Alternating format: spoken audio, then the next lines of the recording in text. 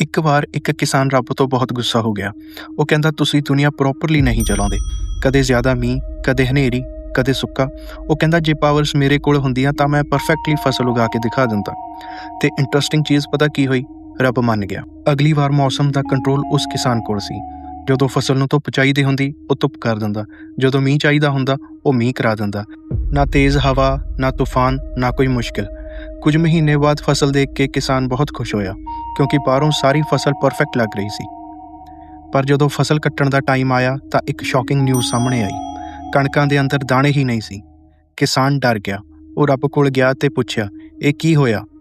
ਰੱਬ ਹੱਸ ਕੇ ਕਹਿੰਦਾ, ਤੁਸੀਂ ਫਸਲ ਨੂੰ ਹਰ ਕੰਫਰਟ ਦਿੱਤਾ ਪਰ ਸਟਰਗਲ ਨਹੀਂ ਦਿੱਤੀ, ਤੇ ਬਿਨਾਂ ਸਟਰਗਲ ਦੇ ਜੜ੍ਹਾਂ ਗਹਿਰੀਆਂ ਹੀ ਨਹੀਂ ਹੋਈਆਂ। ਸ਼ਾਇਦ ਇਸੇ ਕਰਕੇ ਫਰੈਡਰਿਕ ਨੀਸ਼ਟੇ ਨੇ ਕਿਹਾ ਸੀ, what does not kill me makes me stronger। ਇਨਸਾਨ ਨਾਲ ਵੀ ਇਹੀ ਹੁੰਦਾ। ਈਜ਼ੀ ਲਾਈਫ ਕੰਫਰਟੇਬਲ ਤਾਂ ਬਣਾ ਸਕਦੀ ਆ, ਪਰ ਸਟਰੋਂਗ ਨਹੀਂ।